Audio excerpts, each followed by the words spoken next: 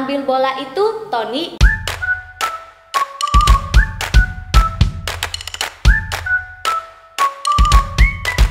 Assalamualaikum warahmatullahi wabarakatuh. Hai semua Ananda, saya Miss Dea. Oke, sebelum kita belajar, marilah kita membaca basmalah. Bismillahirrohmanirrohim. Oke, di video kali ini kita akan belajar bahasa Indonesia. Nah, di bab 2 dengan 3 materi. Yang pertama adalah kata baku.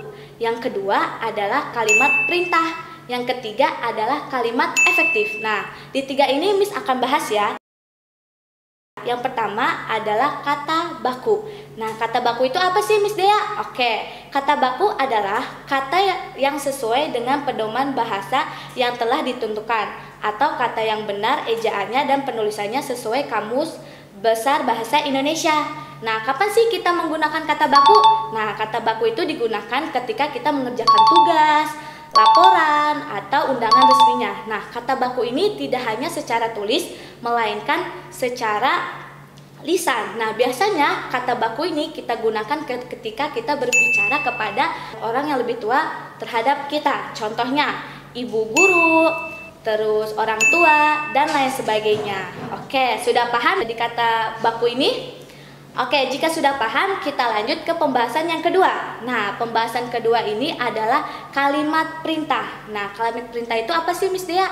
Oke, kalimat perintah itu adalah kalimat yang mengandung makna memerintah atau meminta seseorang melakukan sesuatu sesuai keinginan, menuntut, atau menulis. Nah, di kalimat perintah ini mempunyai ciri-ciri. Yang ciri-ciri pertama adalah diawali dengan kata kerja. Yang kedua, tidak memiliki subjek. Yang ketiga, diakhiri dengan tanda seru. Nah, tanda seru ini adalah simbol untuk kalimat perintah. Nah, contohnya gimana Miss Dea? Oke, contoh dari kalimat perintah ini adalah ambil bola itu Tony. Jangan lupa menggunakan tanda seru, karena tanda seru itu adalah lambang simbol untuk kalimat perintah. Sudah paham di sini, Nak? Oke, jika sudah paham, kita balik ke bahasan yang ketiga. Nah, di bahasan yang ketiga ini kita menjelaskan tentang kalimat efektif. Nah, kalimat efektif itu adalah kalimat yang disusun sesuai dengan kaidah yang berlaku, memiliki subjek dan predikat, serta memiliki diksi yang tepat. Nah, tujuan dari kalimat efektif adalah lebih mudah dipahami dan tidak berbelit-belit. Oke, nah setelah itu ada syarat-syarat kalimat efektif. Yang pertama, memiliki subjek dan predikat yang jelas. Yang kedua, tidak memiliki subjek ganda. Yang ketiga, predikat kalimat tidak didahului kata yang. Nah, yang terakhir, yang keempat, hemat kata atau menghindari pemakaian kata yang tidak perlu. Nah, contohnya apa Miss Dea dari kalimat efektif? Oke, Miss kasih ya contoh yang pertama. Contoh yang pertama, pembangunan jalan itu kami dibantu warga desa. Nah, itu sudah kalimat efektif atau belum Ananda?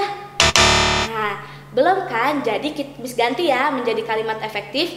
Dalam pembangunan jalan itu kamu dibantu warga desa. Nah, lebih singkat dan padat dan jelas di kalimat itu. Ya, masih kurang jelas? Baik, Miss Dea akan kasih 2 lagi contohnya. Contoh yang kedua adalah bahasa Indonesia yang berasal dari bahasa Melayu. Apakah itu sudah kalimat efektif? Ya, belum. Nah, karena di kalimat sebelumnya itu menggunakan yang. Ingat, di syaratnya itu predikat kalimat tidak didahului kata yang. Baik, jadi Miss ganti ya kalimatnya menjadi kalimat efektif seperti bahasa Indonesia berasal dari bahasa Melayu. Baik, tadi kan Miss sudah kasih 2 contoh di kalimat efektif. Jika belum paham, Miss beri lagi contoh yang ketiga. Ingat, perhatikan ya. Karena dia tidak sakit, dia tidak pergi ke dokter. Apakah kalimat itu sudah efektif? Ya, kalimat itu belum efektif. Jadi, Miss beri contoh kalimat efektifnya ya. Karena tidak sakit, dia tidak pergi ke dokter. Nah, itu kalimat efektifnya. Cukup sekian untuk pelajaran hari ini. Jika masih kurang jelas, boleh direview kembali ya video ini. Terima kasih. Wassalamualaikum warahmatullahi wabarakatuh. Dadah semuanya.